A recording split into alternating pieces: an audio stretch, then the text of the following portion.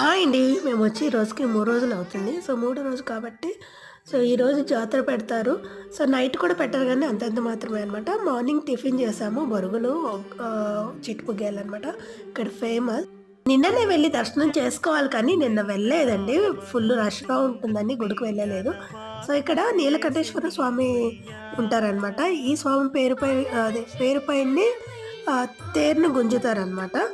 చాలా బాగుంటుంది. ఎప్పుడైనా వీలుంటే వెళ్ళండి.